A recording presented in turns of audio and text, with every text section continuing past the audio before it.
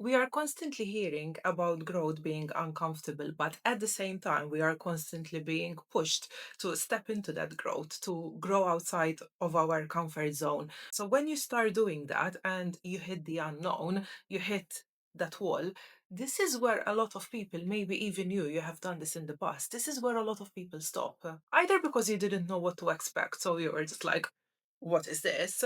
Or because you didn't know how to navigate that unknown. Because that period, the in between, is very uncomfortable because you are literally sitting between two identities where you are not your old self anymore, but you're also not your new self yet.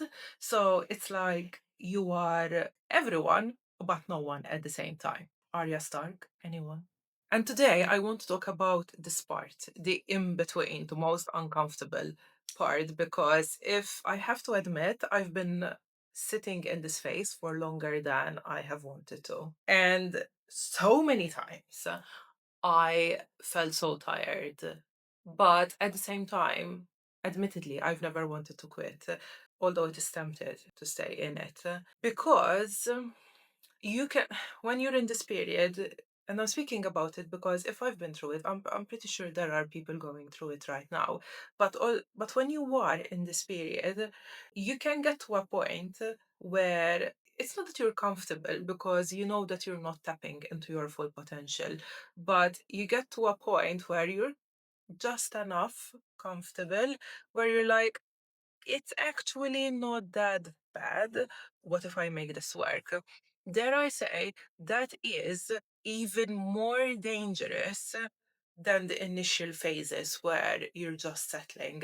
Because when you settle for the almost, for the just enough comfortable, you're so close to crossing that threshold where it's a, it's almost like a sin to stay there because you're so close to just crossing over. But when you step into that growth, you're most likely going to be doing things that you've never done before, right? So that brings with it being seen more, whether that is you're sharing your controversial opinion more, or you're just, voicing yourself more, you're upgrading your standards, you're strengthening your boundaries, or you're just simply making different choices to the one that you are making. Two feelings are going to happen. Okay, so we've got one part of you that's feeling proud because you are acting in alignment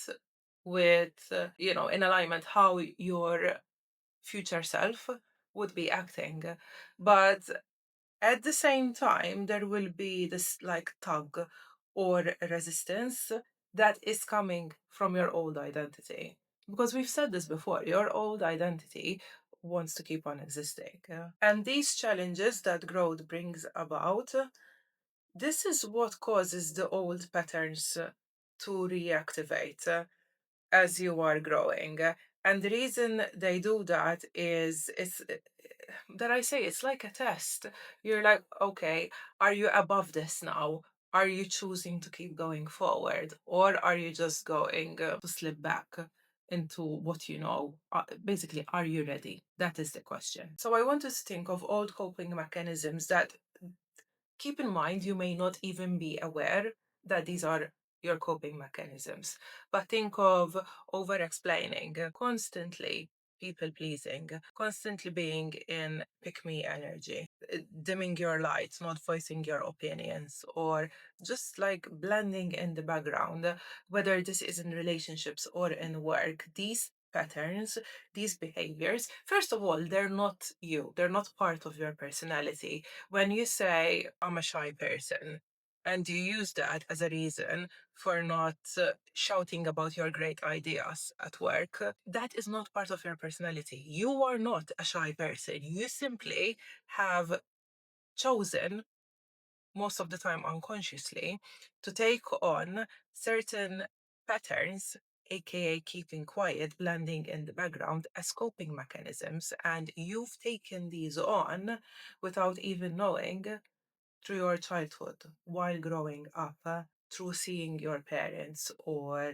your guardians or whoever raised you, you adopted those beliefs, you adopted those behaviors. Actually, you've adopted those beliefs which have led to behaviors without you even being aware of it. So, I kind of lost my train of thought, but this is where I was going with this. If these patterns they crop up in your growth journey, and they will, rather than seeing that as a block and you stop and revert back, see that as proof. Proof that things are changing, proof that you are evolving. Because suddenly, when they come up, you're feeling that resistance to them. So, that is already a sign that you are not who you once were. And second, your old identity has no reason to feel threatened unless things are changing and there's a possibility that he or she may not exist anymore. Keep this in mind. Familiar will always feel safer, but just because it feels safer, it does not mean that it is right. And it is only when you believe that you deserve the growth and everything it brings, and you do not run away from what is uncomfortable, that is when that very same discomfort, it will start feeling like safety because you make that your new normal. To touch more on the uncomfortable stage, what makes that somewhat easier is not that you become a new person entirely, but rather you uncover the real you, who you are at the very root,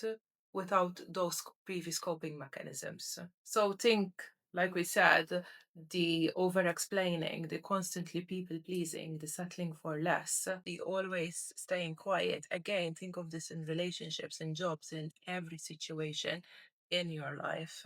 Remember, when all of this it starts feeling like too much, that is when you know that things are changing. And during this period, just know that you will question yourself. You will ask yourself whether it is all worth it.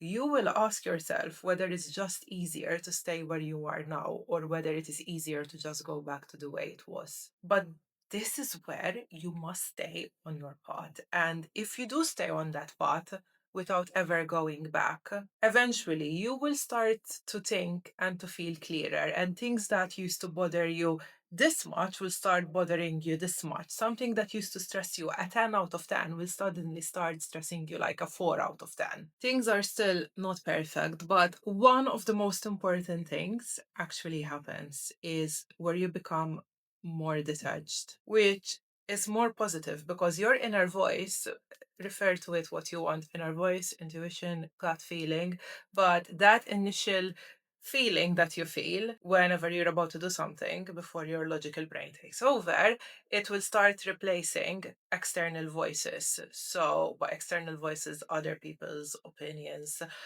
unsolicited advice, or even if you used to go to people before you do something and ask for their advice, or like, what do you think I should do?